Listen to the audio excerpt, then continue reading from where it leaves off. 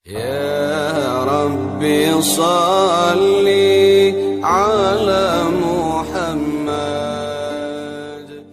Jadi nggak sah kalau misalnya zuhud dan takwa ma'al jahli, tanpa ilmu itu nggak mungkin. Kudu tahu. Dan seorang pelajar, seorang santri itu kagak boleh punya niat untuk dipandang oleh orang lain. Oh, si A rajinnya datang. Itu takwa. Dan ketakwaan ini bisa sah kalau disertai dengan ilmu. Bagaimana kita mau takwa kalau kita kagak tahu mana perintah Allah, mana larangan Allah? Kemarin malam udah dibahas. Allahumma salli wa sallim. Allahumma salli wa sallim wa ajid wa adim wa an'im wa tafaddal wa barik bijalalika wa kamalika ala zainil ibadika wa ashrafil ubadik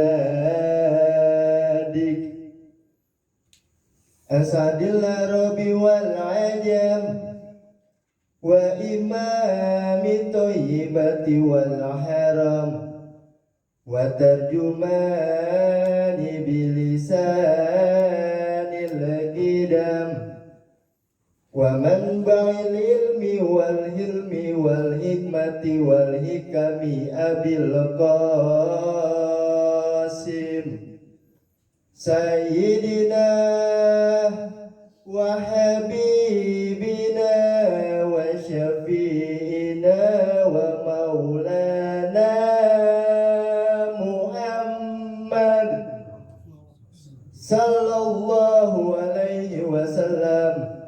Zidhu syarafai ya Rabb, zidhu syarafai ya Rabb, zidhu syarafai ya Rabb, ya Rabbi karamau wa tanzimau wa rif'atau wa mahabbatau wa bira. Wa radiyallahu tabaraka wa ta'ala an zawil fakhril ali wal qadril jali sadatina wa immatina wa mawalina Abi Bakri wa Umar wa Uthman wa Ali wa an baqiyati sahabati qarabati Rasulillah sallallahu alaihi wa alihi majma'in walhamdulillahi rabbil alamin.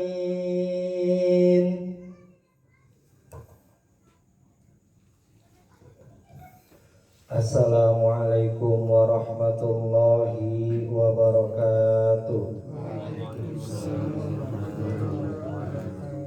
Alhamdulillahi rabbil alamin wa bihi nasta'in wa ala umurid dunya waddin wassalatu wassalamu ala sayyidina Muhammadin wa ala alihi wa sahbihi ajma'in amma ba'du. A'udzu billahi minasy syaithanir rajim. Bismillahirrahmanirrahim. Rabbi shrah li sadri wa yassir li amri wahlul 'uqdatam min lisani yafqahu qawli. Subhanaka la ilma lana illa ma 'allamtana innaka antal alimul hakim. Wa jammilni ya badi'as samawati wal ard ya zal jalali wal ikram bil fasahati wal balaghati wal bara'ah wahlul 'uqdatam min lisani yafqahu qawli bi riqqatin ra'fatin rahmatin summa talinu juluduhum wa qulubuhum ila dzikrillahi rabbil alamin wa ila hadratin nabiy mustafa habibina wa syafi'ina wa maulana Muhammadin wa ala alihi wa azwajihi wa auladihi wa dhurriyyatihi wa qarabatihil kiram. Syai'un lillahi lahumul Fatihah. A'udzu billahi minasy syaithanir rajim. Bismillahirrahmanirrahim. Alhamdulillahi rabbil alamin. Ar-Rahmanir Rahim. Maliki yaumiddin. Iyyaka na'budu wa iyyaka nasta'in. Ihdinas siratal mustaqim. Siratal ladzina an'amta 'alaihim ghairil maghdubi 'alaihim waladdallin. Amin. Bismillahirrahmanirrahim.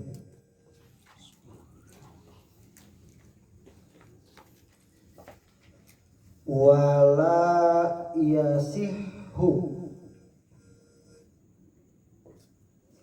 wala yasihhu az-zuhdu,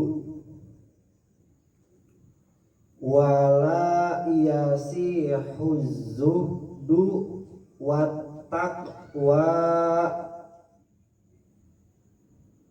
wattaqwa ma'al jahli, ma'al jahli. Titik. Wala yasihu zuhdu wat taqwa ma'al jahli. Gitu dulu. Wala yasihu, dan tidak akan sah. Wala yasihu, dan tidaklah sah az-zuhdu, sifat zuhud, wat taqwa, dan ketakwaan, ma'al jahli, beserta dengan kebodohan. Artinya zuhud dan takwa kagak bakal bisa kita dapetin kalau kagak punya ilmu. Intinya gitu. Bagaimana mungkin seseorang itu zuhud kalau dia kagak tahu apa arti zuhud? Bagaimana mungkin seseorang bakal jadi zuhud kalau dia kagak ngerti bagaimana caranya buat zuhud? Bagaimana ceritanya orang bisa takwa kalau dia kagak tahu ilmunya? Bagaimana seseorang bisa disebut orang yang bertakwa, muttaqin, kalau dia kagak tahu definisi dari takwa itu sendiri? Jadi nggak sah kalau misalnya zuhud dan takwa ma'al jahli, tanpa ilmu itu nggak mungkin. Kudu tahu ilmunya, kudu tahu tata caranya, kudu tahu tata tahapannya. Itu udah kudu tahu arti zuhud. Zuhud biasanya orang artiin, biasanya ninggalin kehidupan duniawi, biasanya gitu zuhud. Jadi seakan-akan orang itu kalau ingin zuhud meninggalkan pekerjaan duniawi. Nggak boleh punya mobil, nggak boleh punya rumah mewah, kagak boleh menggunakan pakaian yang mewah. Padahal nggak gitu. Selama segala sesuatu yang kita miliki di dunia ini tidak kita simpan di dalam hati, maka kita masih aman. Silahkan kerja, mau punya mobil 3, punya rumah 4, punya bini 3, terserah. Asal apapun yang kita miliki di dunia ini tidak membuat kita semakin cinta dunia dan semakin jauh dari akhirat. Enggak begitu. Yang penting kayak gitu. Zuhud mau kayak bagaimana juga penampilan kita. Mau udeng-udeng panjangnya 7 meter kek, mau pakai gamis panjangnya 5 meter kek, terserah. Yang penting tidak menimbulkan rasa sombong. Silakan. Mau pakai cincin harga ratusan juta kek, jam tangan harga miliaran kek, boleh. Selama harta benda yang kita miliki tidak merusak hati kita untuk semakin cinta kepada dunia.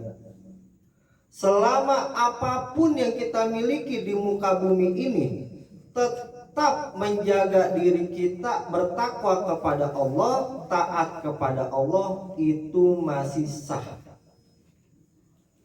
Jadi zuhud bukan berarti harus pakaian compang-camping, makannya cuma sehari sekali, kalau puasa cuma buka sama korma doang, enggak begitu juga. Silahkan jalani kehidupan normal. Makanya ada bahasa wala tansa nasibaka minat dunia. Jangan lupain nasibmu ketika hidup di dunia.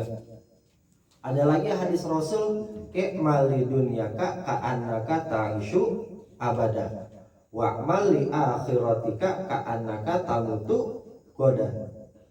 Hiduplah engkau, bekerjalah engkau untuk duniamu seakan-akan engkau hidup selamanya, dan beramallah untuk akhiratmu seakan-akan engkau akan mati besok. Maksudnya apa? Kalau pengen melaksanakan kegiatan yang sifatnya duniawi, kerjain sungguh-sungguh. Tapi waktunya menjalankan ibadah yang sifatnya ukhrawi, kerjakan juga dengan sungguh-sungguh. Artinya dalam hadis ini Rasul nggak melarang untuk bekerja selama kita hidup di dunia. Oh, kalau misalnya Rasul larang nggak boleh punya harta, nggak boleh punya mobil, nggak boleh jadi orang kaya, nggak boleh dagang, Islam makin lemah. Salah satu faktor kekuatan Islam adalah ekonomi. Lihat sahabat Rasul, Utsman ibn Affan, kaya apa kagak? Kaya. Dilarang kagak sama Rasul? Kagak. Abdurrahman bin Auf, kaya apa kagak? Kaya. Dilarang sama Rasul? Kagak. Tetapi Utsman ibn Affan, Abdurrahman ibn Auf, Ali bin Abi Thalib, Umar ibn Khattab, Abu Bakar As-Siddiq, semua harta bendanya tidak mengganggu beliau untuk beribadah kepada Allah. Jadi itu yang disebut zuhud. Punya harta benda tapi tidak mengganggu ibadah kita kepada Allah, zuhud. Cukup kayak gitu, nggak masalah. Jadi patokan orang disebut zuhud bukan berarti dia tinggalnya di gunung, di tengah hutan, di pinggir pantai, pakaian compang-camping, puasa tiap hari, enggak gitu juga. Enggak. Kerja, puasa silahkan. Waktunya sholat, waktunya sedekah. Itu zuhud. Satu, artinya zuhud akan sah kalau disertai dengan ilmu. Tetapi tidak sah yang disebut zuhud kalau tidak dilandasi oleh ilmu. Yang kedua, takwa. Apalagi takwa, zuhud aja kagak diterima kalau kagak pakai ilmu, apalagi takwa. Definisi sederhana takwa gini nih. Imtisalul awamiri wajtinabu an-nawahi. Menjalankan semua perintah Allah dan menjauhi semua larangan Allah. Sederhana nggak? Sederhana. Dijalanin gampang apa kagak? Itu yang jadi masalah. Itu takwa. Dan ketakwaan ini bisa sah kalau disertai dengan ilmu. Bagaimana kita mau takwa kalau kita kagak tahu mana perintah Allah, mana larangan Allah? Kemarin malam udah dibahas tuh. Orang yang kagak bisa dinasehatin kalau hatinya masih cinta dengan semua larangan-larangan Allah. Yang dilarang sama Allah dijalanin, yang diperintahkan sama Allah malah dijauhin. Apa bisa yang kayak gitu disebut takwa? Kagak. Nah, buat tahu mana yang dilarang, buat tahu mana yang diperintahkan, kudu pakai ilmu. Oh, saya mah sholat 5 waktu. Sholat bener, tapi bener apa kagak tata cara sholatnya? Itu tuh, hati-hati. Oh, saya mah tiap hari sedekah. Bener apa kagak cara sedekahnya? Nggak semua sedekah benar loh. Kalau misalnya kita sedekah kepada non muslim itu belum tepat. Kenapa belum tepat? Karena masih ada saudara seiman kita yang masih membutuhkan. Butuh pakai ilmu, nggak bisa sembarangan. Oh saya mah sebelum tidur wudhu dulu. Bagus apa kagak? Bagus. Tapi tata cara wudhunya bener apa kagak, itu butuh ilmu. Makanya kalau ngomongin takwa definisinya gampang, dijalaninnya itu menjalankan semua perintah Allah, menjauhi semua larangan Allah. Dan kita harus tahu mana aja yang diperintahkan, mana aja yang dilarang. Tuh. Semuanya harus berdasarkan dengan ilmu. Lanjut. Wa an syadda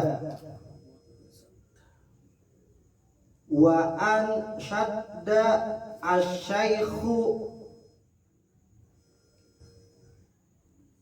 al-imamu al-ajallu Burhanuddini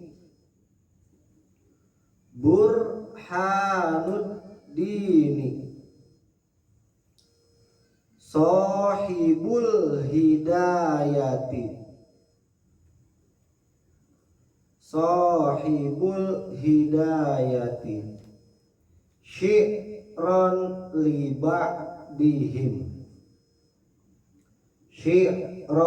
liba'dihim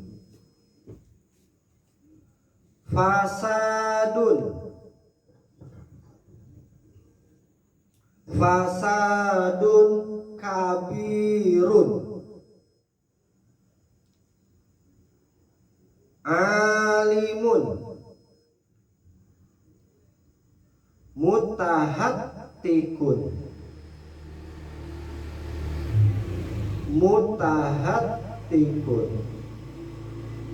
fasadun kabirun alimun mutahattikun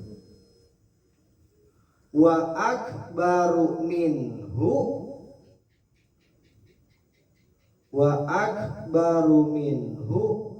jahilun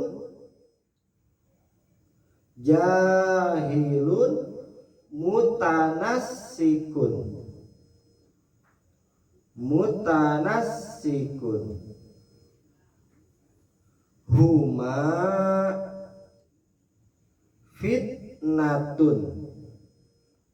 huma fitnatun fil alamina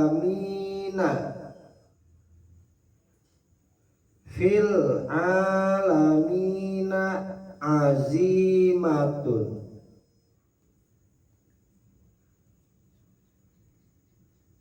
liman bihima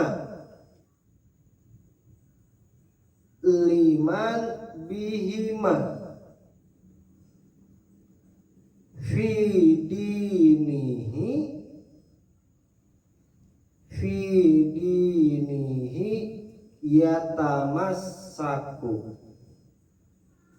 yatamassaku titik. Wa ansyadda dan telah mensyairkan. Jadi dulu di dunia Islam itu ada yang namanya syairan, tahu syair ya. Syairan lagu-lagu gitu. Nah, orang Arab dulu salah satu kelebihannya adalah syair, jago untuk bersyair, menciptakan syair-syair. Banyak tuh bangsa Arab terkenal sama yang model kayak begitu. Di antara syairan yang paling sulit itu syairannya orang Persia, karena bahasanya suka aneh-aneh, suka kagak biasa, kagak golib. Nah, di sini Syekh Imam Al-Ajal Burhanuddin membawakan sebuah syair yang biasa dibawakan oleh sebagian ulama. Ini namanya Burhanuddin. Syekh Imam Al-Ajal itu adalah julukan. syekh. Syekh itu secara bahasa artinya orang tua. Secara bahasa. Tapi syekh di sini yang dimaksud adalah orang yang kapasitas ilmunya sudah mumpuni. Itu disebut syekh. Kemudian julukannya lagi al-imam, pemimpin. Ini biasanya nih orang alim gelarnya al-imam. Disebut al-imam karena bukan hanya mampu memimpin dirinya sendiri, tapi juga bisa mendidik banyak santri. Kemudian gelar yang ketiga adalah al-ajal. Al-ajal di sini artinya orang yang agung. Oh, ini orang mulia. Asy-syekh, al-imam, al-ajal. Orang yang agung, orang yang mulia. Burhanuddin, namanya Burhanuddin. Ini bisa jadi nama asli, bisa jadi lakob nih. Artinya Burhanuddin adalah hukum-hukum agama. Burhan hukum, ad-din agama. Siapakah beliau? Sohibul hidayah. Ulama yang punya karya berupa sohibul hidayah, al-hidayah. Syi'ran li ba'dihim, beliau membawakan syair yang biasa dibawakan oleh sebagian ulama. Apa isi syairnya? Fasadun kabirun alimun mutahattikun. Fasadun kerusakan, kabirun yang besar, alimun terjadi karena orang alim, mutahattikun tidak mengamalkan ilmunya. Jadi bencana yang paling besar itu ada orang alim kagak mau ngamalin ilmunya. Minimal ngamalin buat dirinya sendiri. Karena yang disebut alim itu adalah al ilmu bil amali. Ilmu dengan amal baru disebut alim. Enggak peduli apal Al-Quran 30 juz, hadis 1 juta, fikih 4 mazhab, usuluddin dikuasai, kemudian ilmu tauhid adalah pakarnya, akidah jagonya, tapi kagak pernah ngamalin ilmunya, kagak disebut alim. Justru dia menjadi perusak yang paling besar. Oke, jadi orang alim terbebani. Apa bebannya? Kudu mampu mengamalkan. Si fulan terkenal dengan ustadz, tapi nama ustadznya enggak sesuai dengan kelakuannya. Itu dia perusak agama. Ngajarin orang nutup aurat, kemana-mana pakai kolor doang, kagak pakai sarung, kagak pakai celana panjang. Fasadun kabir yang kayak gitu, perusak yang paling besar. Katanya ustadz ngajarin sholat, sholatnya kagak pernah jamaah, sholatnya kagak pernah benar. Fasadun kabir yang kayak gitu. Katanya ustadz ngomongnya kasar, perusak yang kayak gitu.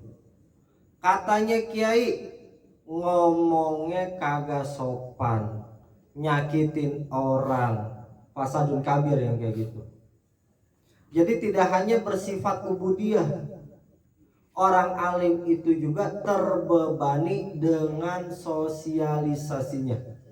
Bagaimana cara dia berinteraksi dengan tetangga, dengan saudara, dengan temannya, dengan muridnya, dengan gurunya.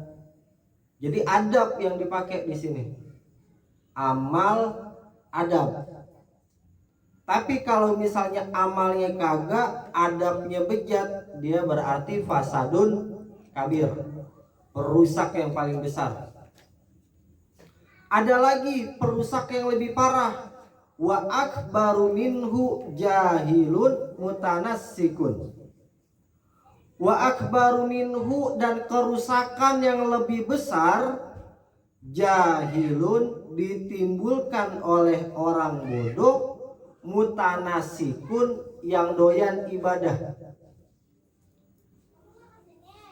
Bodoh tapi doyan ibadah. Ini perusak lebih parah dibandingkan orang alim tapi kagak ngamalin ilmu. Bodoh tapi doyan ibadah. Dia adalah perusak yang lebih besar dibandingkan orang alim yang tidak mengamalkan ilmunya. Alasannya di sini.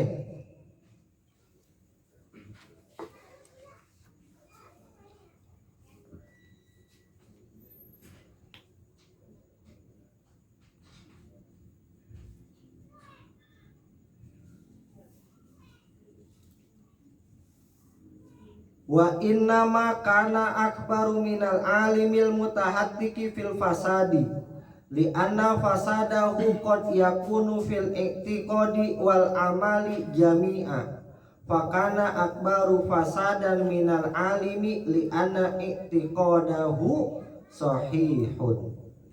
Kenapa orang bodoh tapi doyan ibadah itu bisa menjadi lebih merusak agama dibandingkan orang alim yang tidak mengamalkan ilmunya? Karena orang bodoh yang doyan ibadah merusak akidah dan amal ibadah secara keseluruhan. Orang bodoh merusak akidah dan amal ibadah secara keseluruhan. Sedangkan orang alim yang tidak mengamalkan ilmunya, akidahnya, keyakinannya masih benar, tapi amalnya yang rusak. Jadi beda. Orang alim keyakinannya masih benar, meskipun amalnya rusak. Jadi dia tahu, oh sholat itu wajib. Dia masih tahu tuh, oh syarat sholat itu menghadap kiblat, wudu bersih, menutup aurat. Dia tahu tuh, oh rukun sholat itu niat, takbiratul ihram, baca fatihah, ruku, kemudian itidal sampai salam dan tertib. Dia tahu tuh. Tapi dia kagak mengamalkan, dia kagak sholat, rusak buat dirinya. Tapi keyakinannya masih benar karena dia tahu ilmunya. Kalau orang bodoh kagak begitu. Dia bodoh tapi doyan ibadah, kagak tahu syarat sah sholat, kagak tahu rukun sholat. Etikotnya, keyakinannya udah salah, apalagi amal ibadahnya makinan salah. Tuh bahayanya. Orang bodoh tapi doyan ibadah, itu bahaya. Ini contoh doang. Makanya sekarang kita rada saru, mana orang yang alim beneran, mana orang yang dialim-alimin. Kita udah saru, udah bingung antara kiai benar-benar kiai sama pemburu hantu. Kita kan susah bedainnya, karena seragamnya udah sama semua, ngomongnya udah manis semua. Wah kalau misalnya ngomong ngajak orang itu udah cakep banget, tapi ujung-ujungnya mintain duit. Lo ada duit 1 juta nggak? Sini dah 3 hari sama gua, besok bisa jadi 3 juta. Tuh ada yang kayak gitu, padahal pakai sorban, pakai gamis. Lu mau kaya kagak? Titipin dah batu lu sini, ntar dah jarak 2 bulan 3 bulan, ntar usaha lu gol nih. Ada yang kayak gitu. Tuh orang bodoh itu merusak, mengatasnamakan agama.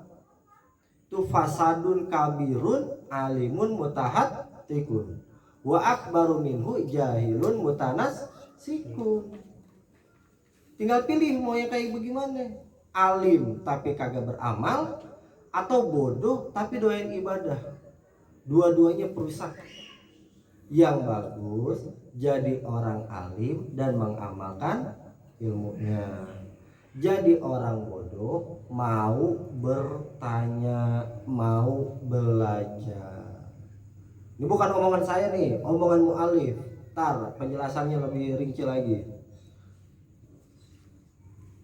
Kelanjutannya kata beliau, huma fitnatun fil alamina azimatun.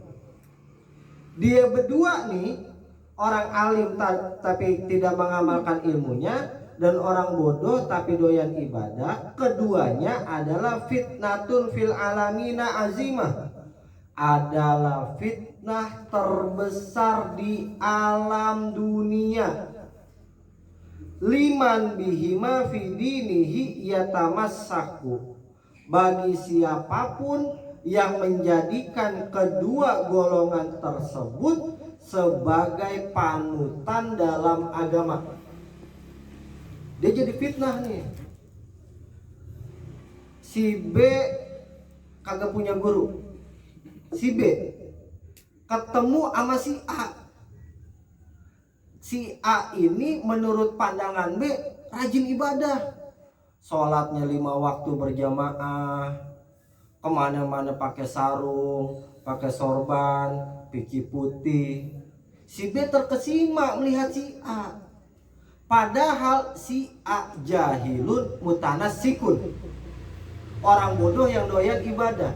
Akhirnya si B ngomong ke si A, saya pengen ngaji nih sama antum, boleh apa kagak? Wow, orang bodoh girang begitu. Boleh. Kalau bisa ajak teman-teman ente ngaji sini sama ane, ngaji. Ane kan sholat kagak pernah telat, ane kan jamaah mulu. Wah, ane kemana-mana kagak pernah buka aurat, pakai sarung mulu, pakai peci. Ngaji tuh si B kepada si A, jahilun mutanassikun. Si A menjadi fitnah bagi si B. Yang dimaksud fitnah di sini bukan fitnah ngadu domba, bukan, tapi jadi perusak. Fitnah di sini jadi perusak. Atau si B ngelihat si A orangnya alim, tapi si B kagak tahu bahwa si A ini kagak pernah ngamalin ilmunya. Ngaji si B ke si A, tetap si A juga menjadi fitnah bagi si B. Bahaya yang kayak gitu. Makanya di sini liman bihima fi dinihi yatamassaku, dia bakal menjadi fitnah yang besar bagi orang yang berpegang teguh kepada dua golongan tersebut. Jadi fitnah tuh yang kayak gitu. Bebaik sekarang. Kudu dilihat-lihat, dipilih-pilih. Kalau mau belajar ke siapa, kudu tahu. Kita nggak perlu suuzon sama orang, betul, nggak perlu suuzon. Kita kudu husnuzon, iya bener. Tapi kita kudu tahu biografinya. Kita kudu tahu asal usulnya, bibit bobot bebetnya. Kita kudu tahu. Kalau kita kagak mau nanya langsung, tanya sama orang sekitarnya. Misal si B pengen ngaji ke si A punya temen C, D, E, F. Tanyain tuh ke si C, ke si D, ke si E, itu si A apa gimana sih? Cakep kagak sih ibadahnya? Ilmunya mencukupi kagak sih? Amalannya apa gimana sih setiap hari? Ibadahnya apa gimana sih setiap hari? Boleh ditanyain kayak gitu, biar tidak menjadi fitnah. Semakin banyak orang bodoh yang dijadikan panutan, semakin hancur alam semesta. Semakin banyak orang alim yang tidak mengamalkan ilmunya dijadikan tauladan, semakin dekat kiamat menjemput kita. Hati-hati yang kayak gitu. Sekarang udah banyak yang kayak gitu. Saru. Bebaik. Kita kudu benar-benar teliti.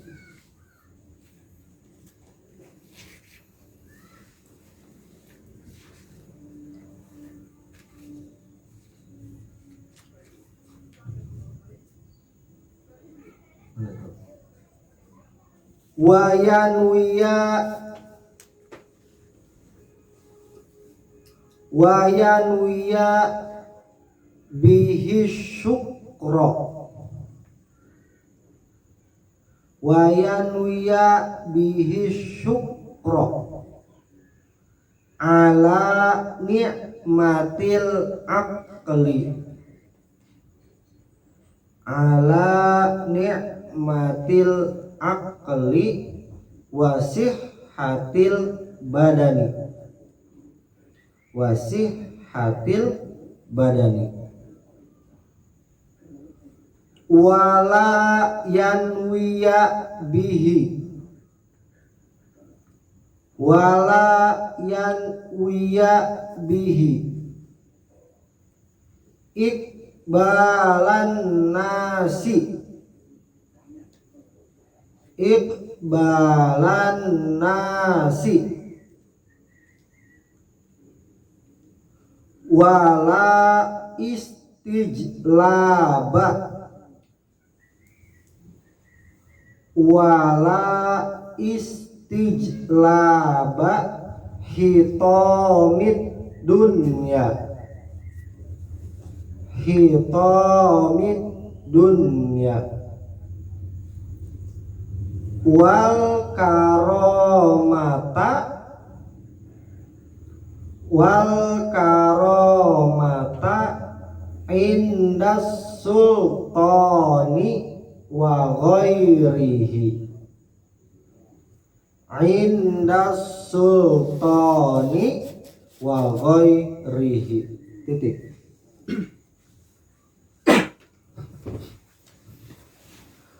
Wayanuya di sini nyambungnya yang ke atas noh, yang kemarin wayam bagi ayanuyal muta'allimu bitolabil ilmi ridallah.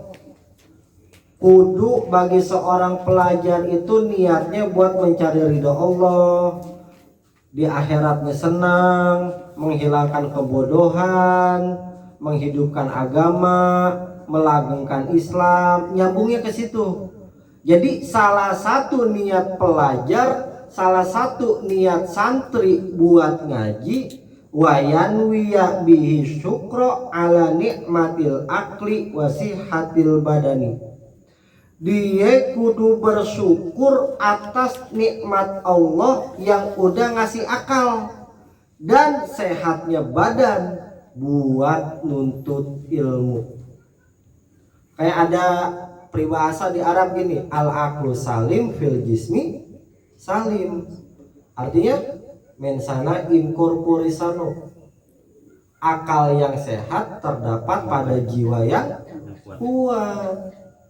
Makanya kudu bersyukur dulu nih, santri, pelajar, penuntut ilmu, siswa, mahasiswa, kudu bersyukur dikasih nikmat sama Allah berupa akal dan badan yang sehat. Itu salah satu niat pelajar tuh. Kudu bersyukur dulu, alhamdulillah hari ini bisa berangkat ke taklim, alhamdulillah hari ini bisa duduk bareng lagi di majelis ilmu. Kudu punya syukur kayak gitu. Syukur atas apa? Pertama akal dulu, kita dikasih akal sama Allah, bukan otak ya. Otak, akal. Beda, dalam bahasa Arab juga beda. Otak ya otak, akal ya akal. Di sini bahasanya akal. Kenapa nikmatnya itu harus terhadap akal? Karena akal ini bisa membedakan mana yang buruk, mana yang baik. Kan kita bisa tahu. Oh, berangkat ke majelis ini baik. Oh, kalau nongkrong doang main FF kagak baik. Akhirnya ya udah pilih berangkat ke majelis. Itu nikmat akal tuh. Kita bisa mikirin mana yang baik, mana yang buruk. Terus sehat badan. Orang kalau sehat datang ke majelis cakep kagak? Cakep. Ada lagi yang lebih cakep. Orang sakit tetap datang ke majelis. Wah, meskipun langka, meskipun tidak diwajibkan. Nggak wajib namanya orang sakit, nggak wajib. Tapi bakal lebih indah kalau dia sakit tetap hadir ke majelis, bakal lebih indah. Itu uzur kalau sakit, gugur kewajibannya. Ada lagi yang cakep, orang capek habis kerja tetap memaksakan datang ke majelis, itu lebih cakep. Oh, capek dia habis kerja, lembur, makan telat, wah pokoknya masih lelah banget. Ngelihat jam, oh udah 8:30 waktunya taklim, tetap datang. Cakep yang kayak gitu. Berarti dia bersyukur punya badan yang kuat. Dia bersyukur punya akal yang sehat. Al-aqlu salim fil jismi salim. Akal yang kuat terdapat pada jiwa yang sehat. Wala yanwiya bihi iqbalan nasi. Dan seorang pelajar, seorang santri itu kagak boleh punya niat untuk dipandang oleh orang lain. Oh, si A rajin ya datang ke majelis. Nggak boleh tuh yang kayak gitu. Pengen dipandang, kagak boleh. Kalau misalnya datang ke majelis harus dipandang, dilihat sama orang, kagak boleh kayak gitu. Kagak boleh. Atau si guru niat ngajar untuk dihormati oleh orang lain, nggak boleh kayak gitu. Haram. Seketika ilmunya kagak bakal manfaat. Guru yang ngajar pengen dapat popularitas, ilmunya kagak manfaat. Murid yang belajar pengen dapat popularitas, ilmunya kagak bakal berkah. Jadi kagak boleh tuh niat popularitas, nggak boleh. Pengen dipandang orang, dihormatin orang, dicium tangannya sama orang, disegenin sama orang, nggak boleh. Nggak boleh. Allah kalau misalnya menempatkan kita pada tempat yang mulia, tanpa teriak pun orang lain akan memuliakan kita. Paham ya? Allah kalau udah menurut Allah pantas kita di tempat yang mulia, tanpa perlu berkeringat pun kita akan mulia. Udah terserah Allah. Jalani aja kewajiban kita. Belajar ya belajar. Waktunya sholat ya sholat. Waktunya kerja ya kerja.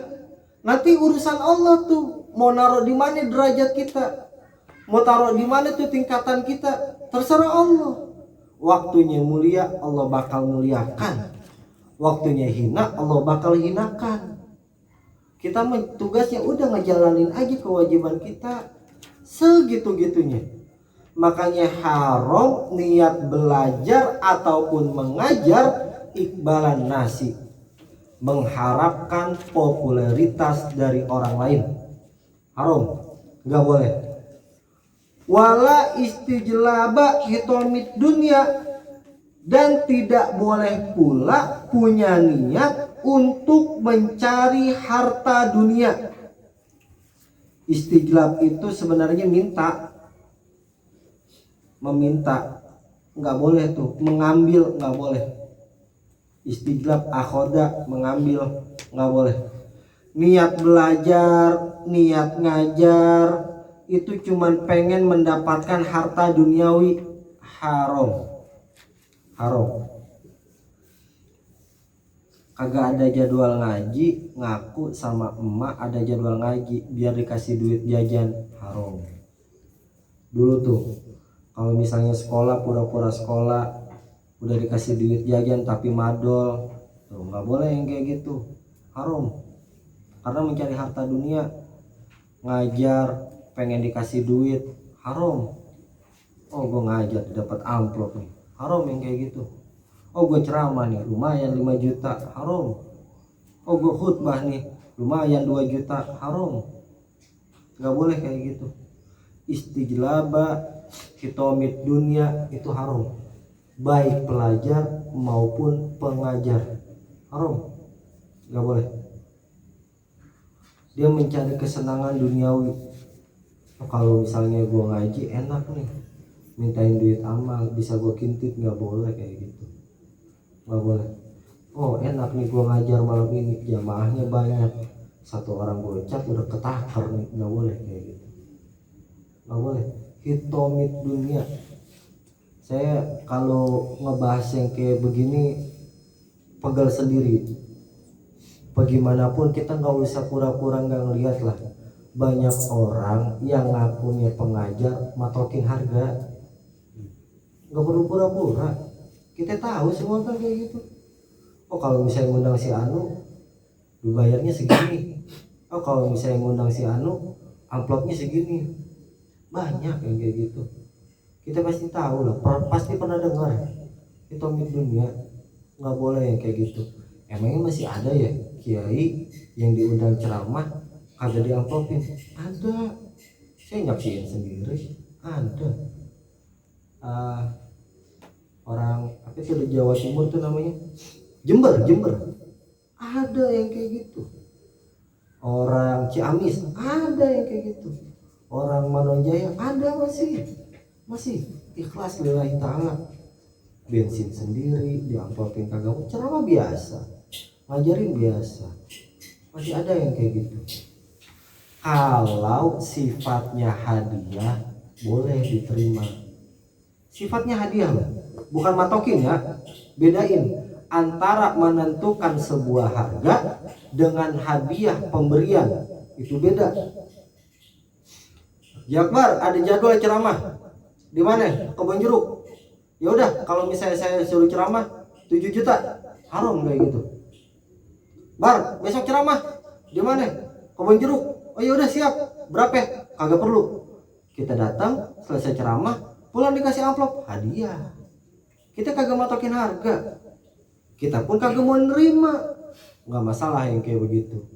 Tapi kalau misalnya udah nentuin nominal, haram. Itu dalam kitab At-Tibyan, perselisihan ulama tabi'in dengan sesama ulama tabi'in cuman gara-gara ngebahas tarif pengajar boleh apa kagak. Debat sekelas Imam Malik, Ibnu Sirin, Abu Hanifah, debat semuanya. Yang satu bilang haram, yang satu bilang boleh, yang satu bilang haram karena yang namanya ilmu Allah bukan untuk diperjualbelikan. Yang satu bilang boleh karena tarif itu, harga itu, amplop itu, hadiah tersebut adalah sebagai bukti jeripayahnya. Jadi dia belajar selama ini sama Allah dikasih ganjaran berupa pahala dan kenikmatan dunia. Apa nikmat dunianya? Amplop. Ada yang bilang kayak gitu. Jadi boleh diterima. Yang satu bilang tetap haram sekalipun hadiah. Debat dulu ulama kayak gitu.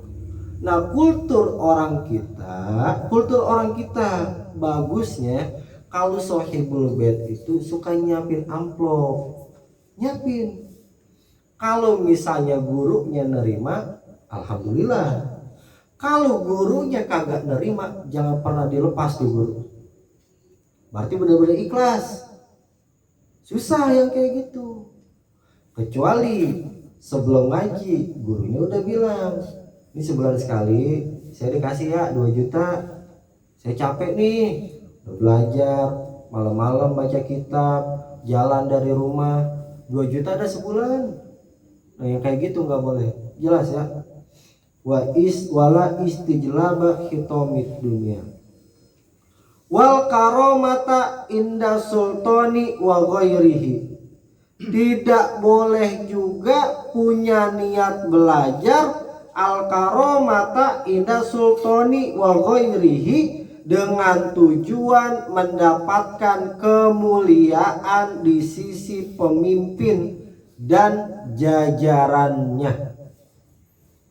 Karomah di sini bukan karomah kayak para waliullah, bukan. Karomah di sini maksudnya dapat kemuliaan tuh, dapat jabatan, dapat perhatian dari pemerintah setempat, dari pemimpin, dari para stafnya. Nggak boleh kayak gitu, nggak boleh. Oh saya mah ngajarnya di Masjid Agung, duduknya bareng sama wali kota, sama gubernur, tuh pada ngaji tuh sama saya. Makanya sekarang saya dikasih jabatan sebagai penasehat. Nggak boleh yang kayak gitu. Ada niat untuk mendapatkan jabatan dari sultan dan para jajarannya, gugurlah keilmuannya, gugurlah kealimannya. Buat pengajar, buat pelajar, dia datang ke majelis yang biasa dihadiri oleh pemimpin dengan niat pengen dikenal sama pemimpin setempat, maka tidak akan berkah ilmunya. Saya mah ngajinya di sono di majelis A bareng sama Anis, bareng sama Sekda, bareng sama wali kota, bareng sama kepala sudin. Makanya tuh gubernur kenal banget sama kita. Nggak boleh yang kayak gitu.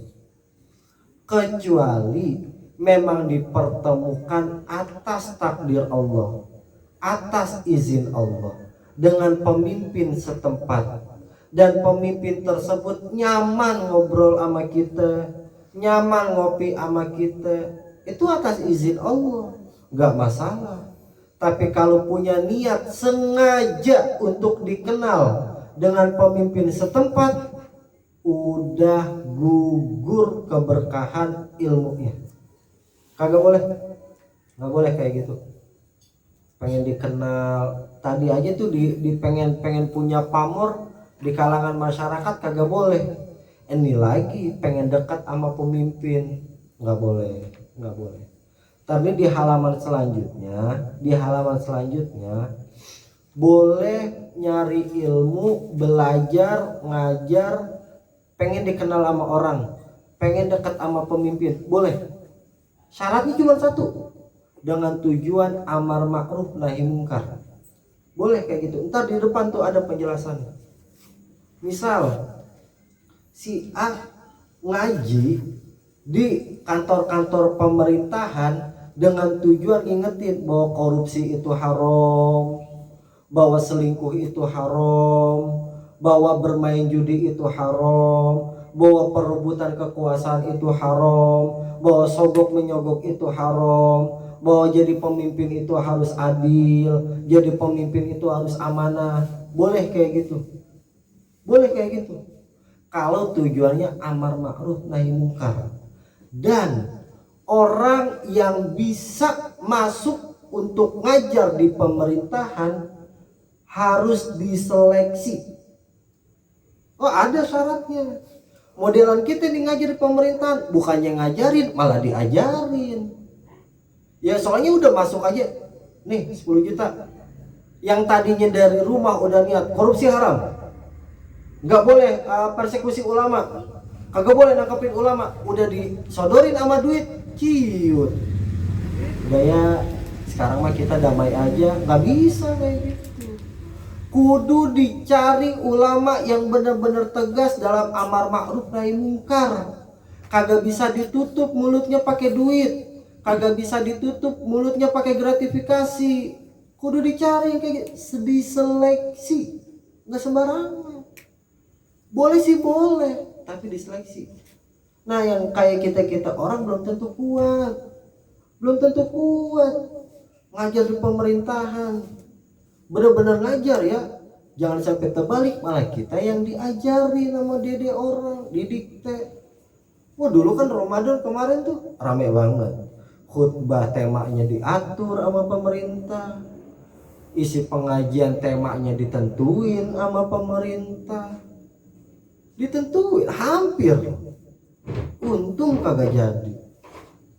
Ada orang lagi khutbah nyenggol-nyenggol pemerintahan, ditangkep. Ada yang kayak gitu. Berarti kan untuk masuk dalam pemerintahan inda sultani wa ghairihi, amar ma'ruf nahi mungkar dalam lingkaran itu enggak gampang. Enggak semua yang katanya alim itu terus-terusan bisa ngajar di situ, belum tentu. Kudu yang benar-benar kuat, kudu yang benar-benar istiqomah, kudu yang benar-benar kagak goyang kanan, kagak goyang kiri, kagak doyong kanan, kagak doyong kiri. Kudu yang benar-benar begitu. Makanya udah diingetin, wal karomata inda sultani wa ghairihi. Haram punya niat belajar ataupun mengajar dengan tujuan ingin dikenal oleh pemerintah setempat beserta jajarannya. Haram yang kayak gitu. Nanti di halaman selanjutnya baru dijelasin kenapa boleh, apa syaratnya, bagaimana ceritanya. Ada tuh yang kayak gitu. Jelas sampai sini ya. Nah, berarti di sini kita dapat 3 poin. 1, wala yasihu zuhdu wa taqwa ma'al jahli.